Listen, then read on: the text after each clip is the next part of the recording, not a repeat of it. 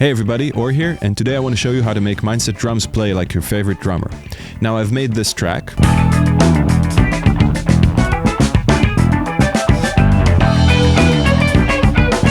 For a track like this, my ideal drummer would be somebody like Nate Smith. He's one of my personal favorites, and he has this amazing ability to deliver intensity and groove in these tight, funky tracks, while also feeling quite loose and, comfortable with the music. So I'm hoping to uncover a bit of what goes into a drummer's style by making decisions in velocity, in articulations, drum sound, and also in the actual composition.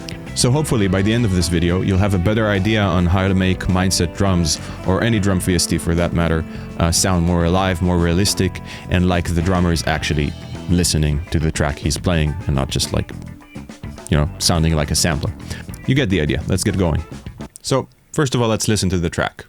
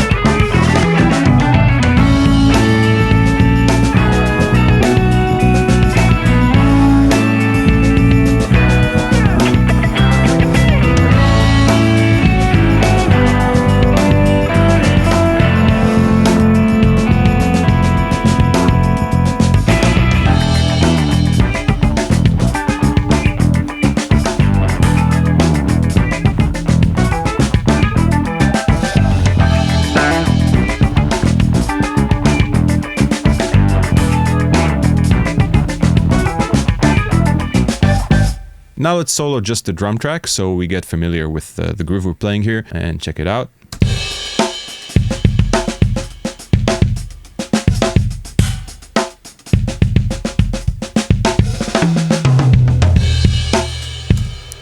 There we go, we can loop that.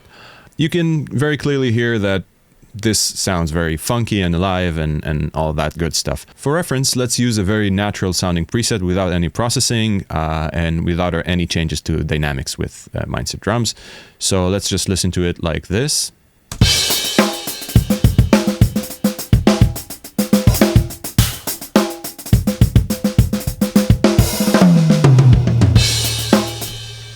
This sounds pretty good also, I might say, but if you do like an A-B,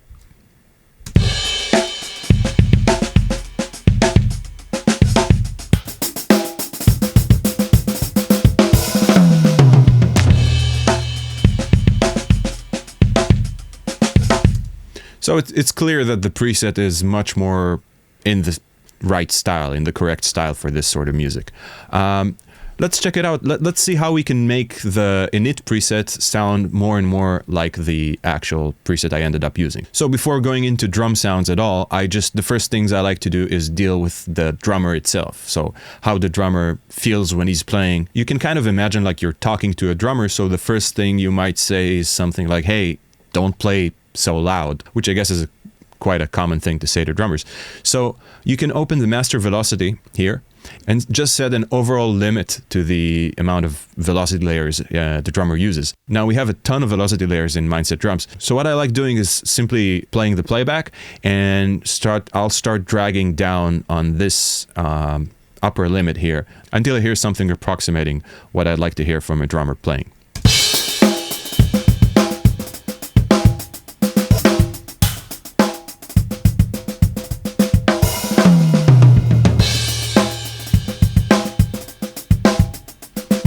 So yeah, this feels about right. What I'm looking to hear is, first of all, the difference between the lowest hit and the loudest hit. Of course, you can go into the MIDI programming and handpick the velocities and use the entire velocity range. But I think like it's way easier and much more fun to just program the drums a certain way and then see how much you can get out of the plugin itself. So this feels about right. Maybe I'll drag it slightly lower. This feels about right. Cool. The next thing I want to do is set up velocity curves for the hi-hat and the snare. Now, let's start with the hi-hat.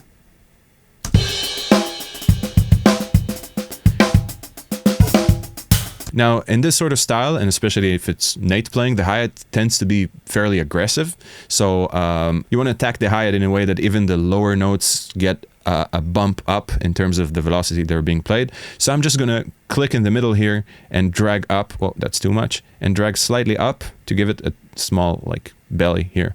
Let's listen to it.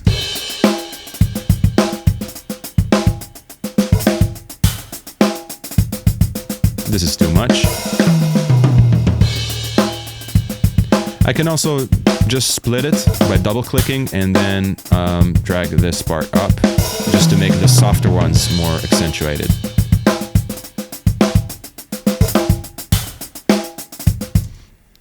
That sounds pretty cool. And let's do the same for the snare. So I'm going to click the snare here and let's listen to it.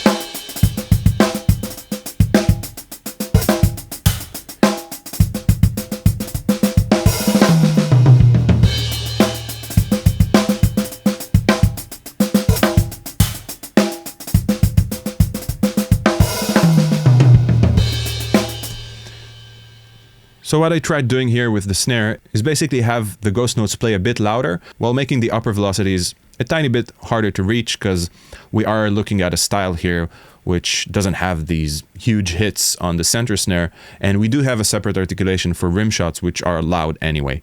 So after setting up the overall velocity and the velocity curves for the hi-hat and the snare, see the master curve here, hi-hat velocity and snare velocity. Cool. So I'll click the hi-hat over here. And we can start by what I think is one of the coolest features we implemented here in MINDst Drums, which is the alternate hands mode. You can have MINDst's hi-hat play with either one hand or two hands. The difference is mainly in the flow and sort of alternating feeling. Each stick hits a different area on the hi-hat, and no matter how good you are, there's always a difference between your hands, and that's a good thing. So I'm just going to solo the hi-hat and switch between the modes so you can check out which one sounds better.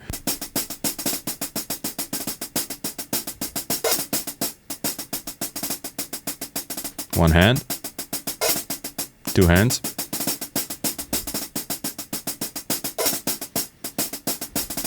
one hand again.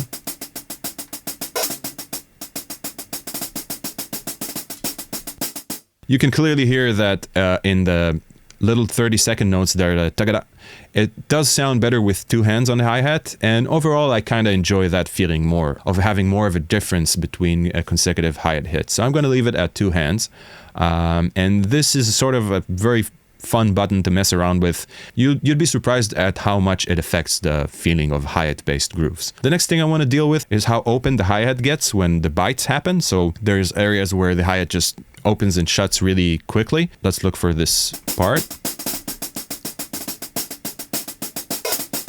Let's loop just that bar.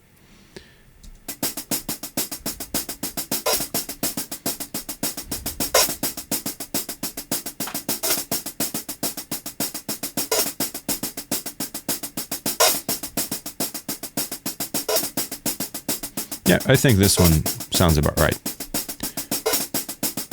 In the velocity menu for most drums that have several articulations, you have a velocity split. And by clicking it, I can split the velocity range between tip and shank articulations.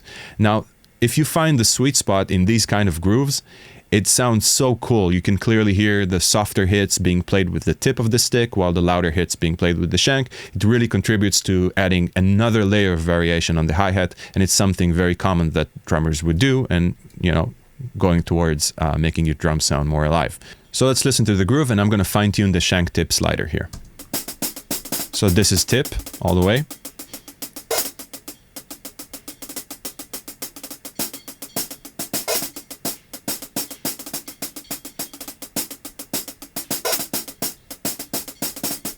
The shank all the way.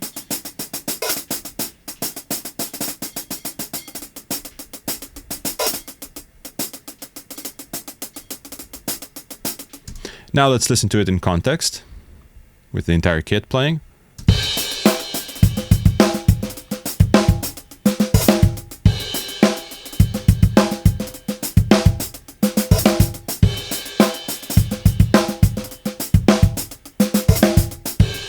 This sounds so cool. I do want the hi-hat slightly aggressive, so maybe even slide it further down towards tip. Yeah, that means that I won't have to worry about changing the articulation manually, and I can just have the velocity slider here do it for me, and I can just program the drums, and the articulation would play on its own. The next thing I want to deal with is the snare sound. There are a few unique features we can go into with the snare. The first thing I want to do, as a huge impact on the sound of the snare, is select a snare zone. The snare was sampled in 3 zones. They're fully sampled, so every articulation is available on all 3 zones in full depth of dynamic layers and round robins. Each zone has its own distinct character, and let's listen to all 3 of them being alternated here.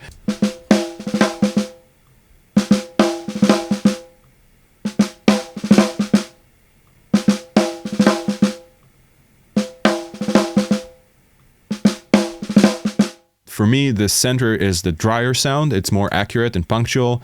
B is the Goldilocks zone, and C has a more pronounced ghost note and overtone. But for this kind of track, I want zone C. I want the ghost notes to pop out, and I want the snare to have this kind of presence and overtone, and it's supposed to feel a bit rude and not like super accurate. The only thing I automated here is the intro has this really dense snare fill, and I did want it on zone A. So let's listen to zone A on the fill here, and then see how I automated it to change to zone C.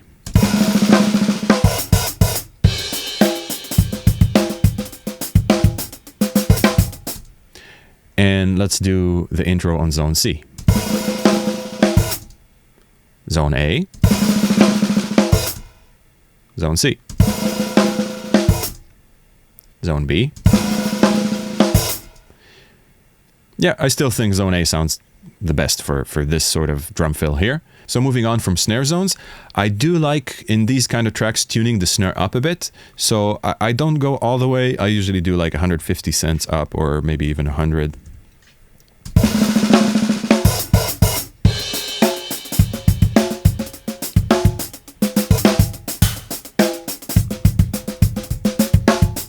Yeah, so tuning it up a bit gives it a sort of a happier, tighter sound. I really enjoy that. I think in the context of the song, it works wonders. So check this out.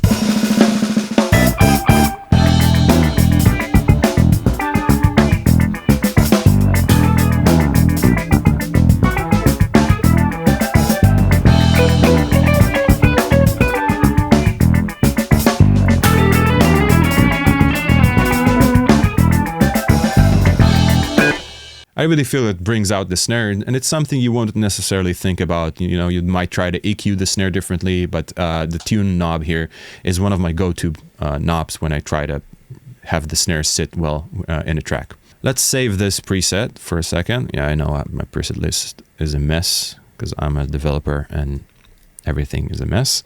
I'm gonna save that as funky init. Let's listen to the original init preset.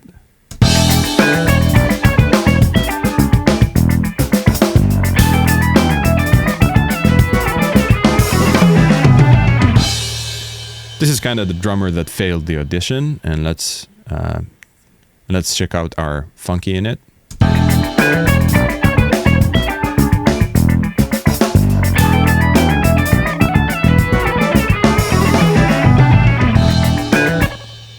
This guy nailed it. So you can clearly hear how the drummer actually sounds like he's familiar with the genre that's being played, with the dynamic language and the articulation. And, you know, the hi-hat is cool and it's funky, and the music is driving way better with this in it. Now, the one thing we didn't mention yet is what happens in the mixer screen. So luckily, you don't have to do everything from scratch. So if I go to the A1 picks folder, I can grab light touch here, A1 light touch. And this is a fairly good starting point for tracks like this. Let's listen to it.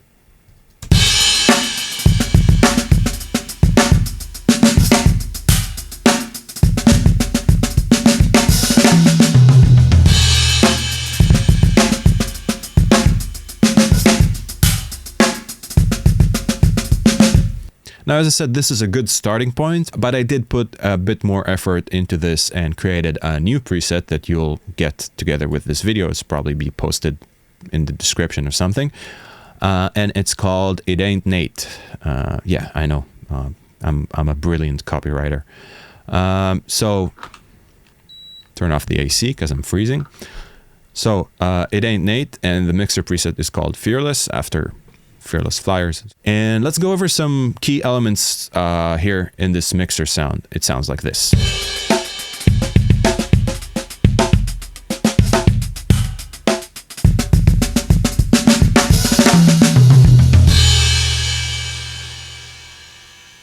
So the difference between Light Touch and this one is that this is a bit darker, more compressed. It has a much more fluffy and tasty kind of drum sound while retaining some, intensity and aggression. You can clearly see the overheads are boosted like hell, like crazy. So the reason the overheads are boosted this much is that the majority of the sound basically comes from rooms, overheads, snare, and kick. So if I just solo these tracks,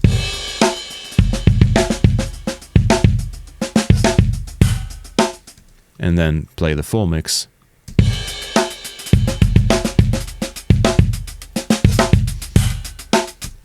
So you do hear the hi-hat being added here, and even turn it down a little bit.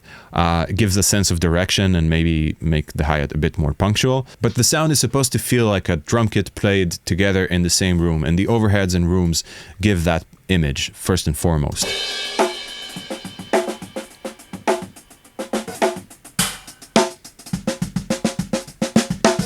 Check out how much the snare adds here. So I'm just going to solo the snare, and you can listen to the bleeds here. See, you're getting a full drum mix just from the snare channel.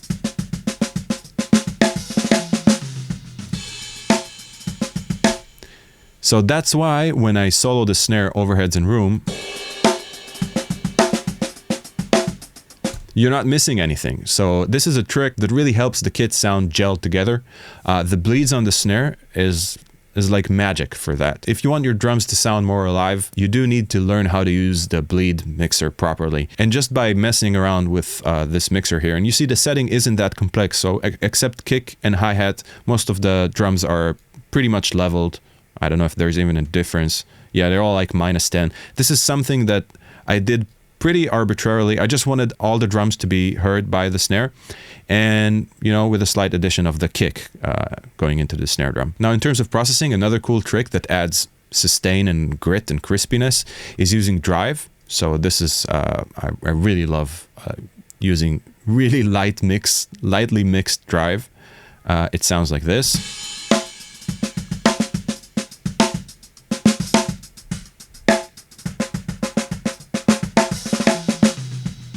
So I like putting it on like barely audible, so it just adds this tiny bit of sizzle to whatever is going on, and it has an accumulative effect. So you have a drive on the snare, but you also have one running on the room. Here, I think it's way more pronounced. Let's listen to it. Yeah, so it's doing its job here.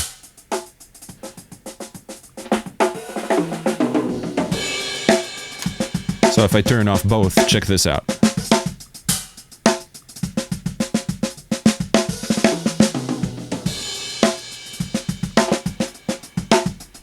That's such a huge part of the drum sound going on there. I see that here I also have it running on the hi-hat. Let's check this out.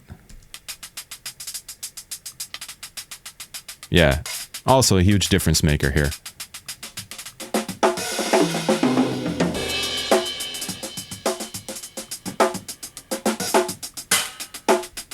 Makes everything sound warmer, more vintagey. Here on the hi-hat, I'm running like a ton of gain, no high pass because I want the hi-hat to go in full effect into the distortion. Yeah, that's another cool trick you can use when mixing very lively drums. The last thing I want to show you here is what's going on in the master effects and reverbs. You can clearly see that I'm sending everything in fully into the studio reverb here. Let's start over here. And I'm using the tight studio reverb. So the reason I'm using this one, it allows sending a bunch of reverb on almost all the tracks. You know what? I'm going to send toms over here as well, and cymbals. Let's do everything. Let's go crazy. This is a very thin, almost transparent sounding studio, and you can see I'm boosting a ton of 500 just to give it a bit more warmth. I am cutting some high end, and let's exaggerate it for a second and see what it sounds like.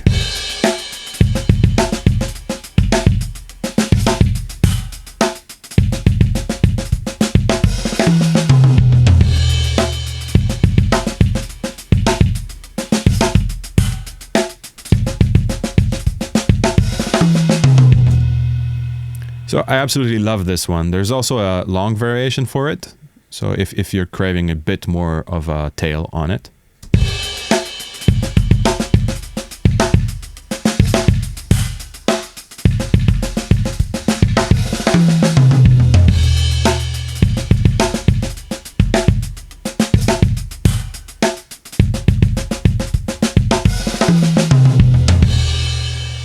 You know, for my taste, this is sort of the perfect studio reverb for tight sounding drums. Not much else needed.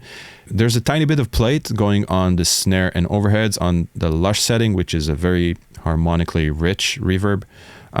It's so light. I mean, it's barely noticeable. Let's listen to it for a second. You know what? Let's listen to it on the chorus. Okay.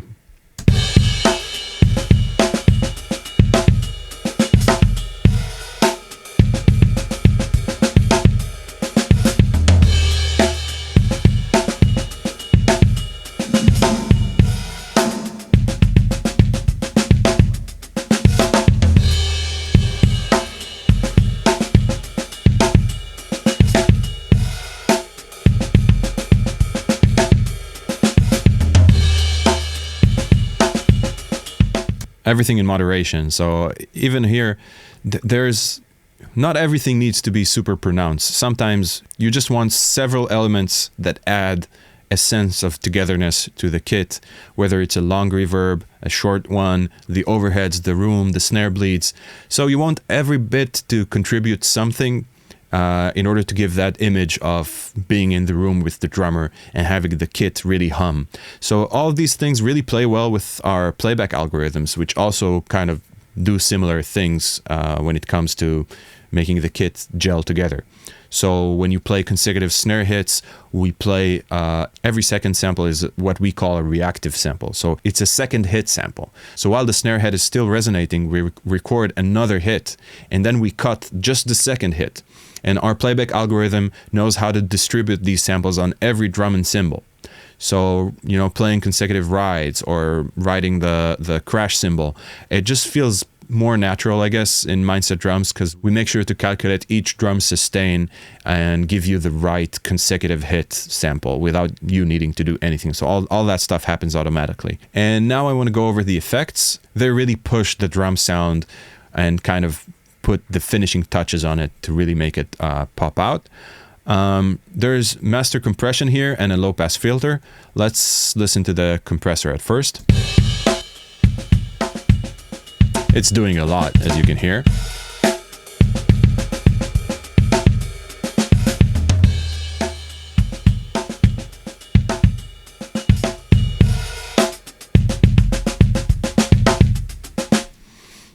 So what I'm doing here is I'm using parallel compression, but really compressing heavily and using a lot of makeup. The reason for that is that I want the sound to retain some natural dynamics while also having that sort of fluffy compression feeling. So I am compressing heavily. I am having almost every hit here being compressed, especially with the kick drum.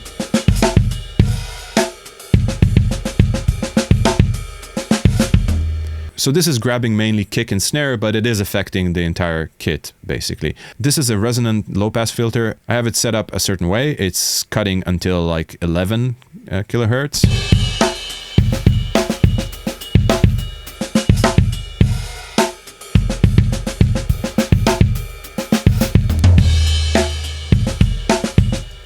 Let's listen to it in the context of the mix. It actually brightens the sound, so it does roll off some top end, but I did push some resonance, so it creates this sort of small peak, and it makes for a really nice way to keep the sound sort of vintage, but also maintain a spark. So within the context of the mix, you'll miss it once I bypass it.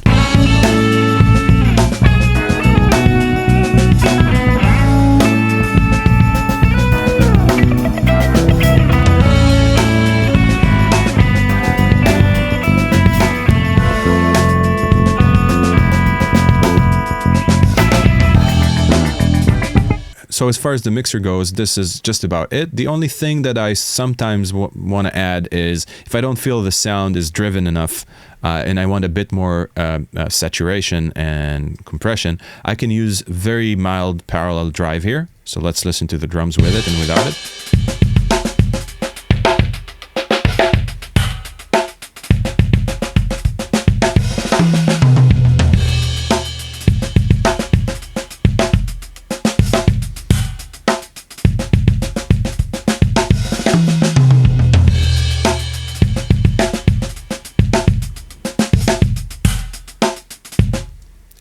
You can clearly hear that it gets crispier even if I'm using like 2% mix here. Fun fact, this actually is a similar circuit, maybe a more simplistic one, but a similar circuit to what's running in Bitfuzzer. So if you grab Bitfuzzer, you can also use that as your saturation circuit, and it should sound really nice with what's going on here. It also has a parallel mode and a bunch of added features that go beyond what you have included here. So now I want to go over the composition part of a groove like this. So let's just listen to the first bar here.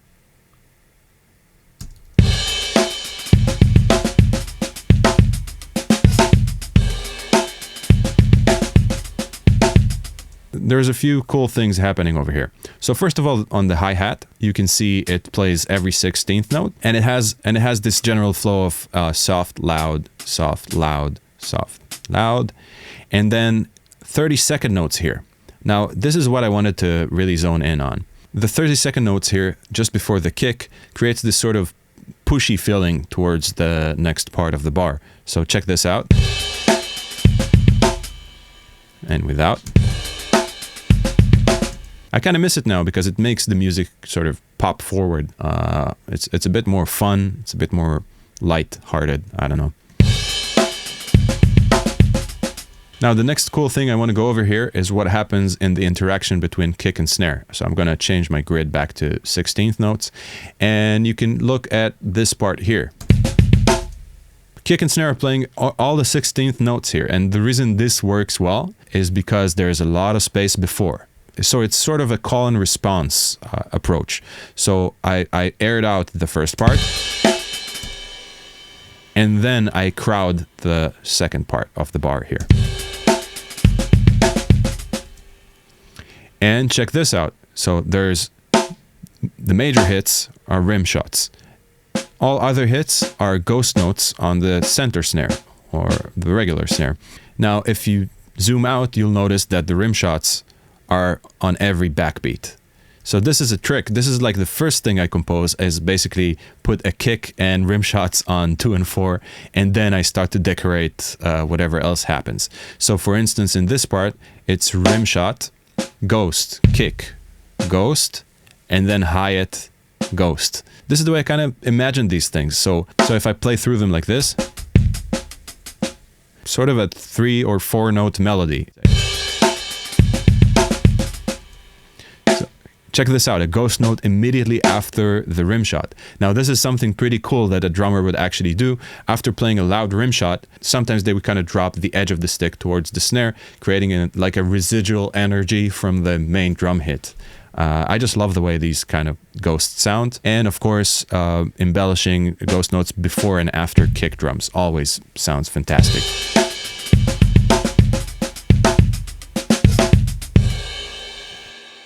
Now, as I said before, because this is a crowded area, I left more space here.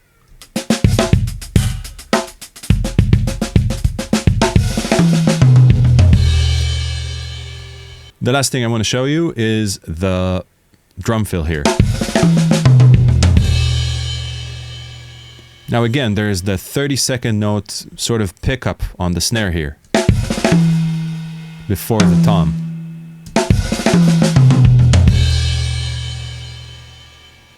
Now this really contributes to the feeling that this is a live drummer. So there's a few things actually that do that. First of all, opening the hi-hat just before the fill. Let's switch back to 16th note. Opening the hi-hat. So just having this in the background is something very common. A drummer would hit an open hi-hat. It's sort of the drummer's pad. So the drummer like plays a pad and then goes through the fill. It creates this feeling of filling in the gaps. So the hi-hat sizzling fills in the gaps between the drum hits. It's something that before you write any drum fill in your life, try playing an open hi-hat on the downbeats just before the fill and have the rest of the drum fill just do whatever. It will allow you to maybe kind of air out the drum fill a bit more instead of feeling like I have to play every 16th note or something. And in terms of the hands moving around, so you have this rough on the snare here, and then tom, 2 snares, second tom, kick, floor. So it's a very natural motion. So you think of the drum kit as being built, let's say, from left to right, so small tom, medium tom, and then floor. And then the snare being a sort of mediator between the drums. So this is, again, something you can use right now. So when you compose drum fills, just, again, think about the melody. So there's the snare is sort of the root tone, and the toms are the scale degrees. So you go like root, note 1, root, note 2, root, note 3, and then you have the kick drum as a sort of, you can also call it like a root tone. It's sort of an octave below what's going on. So alternating between snare and kick as sort of the essence of the kit, and the melodic aspects being the cymbals and the toms. This creates a sort of very natural flow to drum fills, and also accounting for what a drummer can actually do helps. So if your drummer doesn't have 6 hands, you can't play like 4 toms simultaneously. So yeah, let's listen to this entire part again, now knowing what we know with relation to airing out parts of the bar as opposed to having them crowded, the sort of call and response, and then understanding a bit of the melodic aspects of drum composition.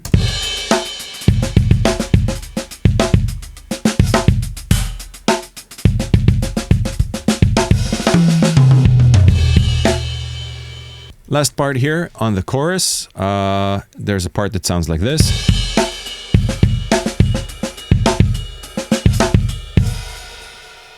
Now what I wanted to show you here, the kick and snare, very similar. You have the rim shots going on 2 and 4s.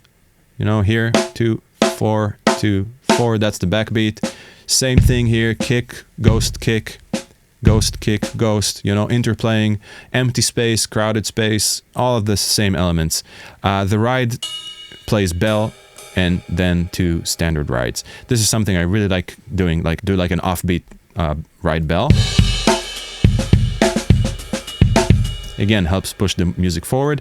And one of the most important things, if you ever program grooves that mainly rely on ride cymbals like these ones, make sure to close the hi-hat on 8th notes or quarter notes or whatever. This is something almost any drummer would do. Check out what happens if I remove this.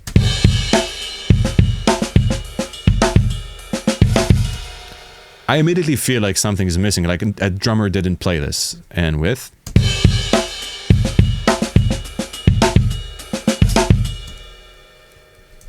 without...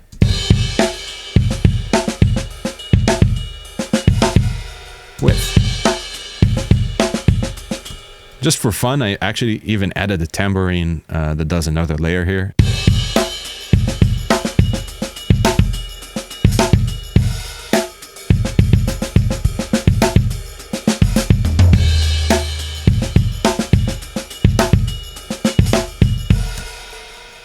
In order to push the drums towards that funky, tight, aggressive style of somebody like Nate Smith, I used a lot of interplay between kick and snare. I used spacing properly, so leaving parts for the other instruments to sort of express themselves while having other parts really crowded. Overall, you see how the workload is carried between the drum programming and all the elements of sound and articulation that I used in MINDst Drums. So hopefully this was useful. If it is, let me know and I'll make more of these, and have fun.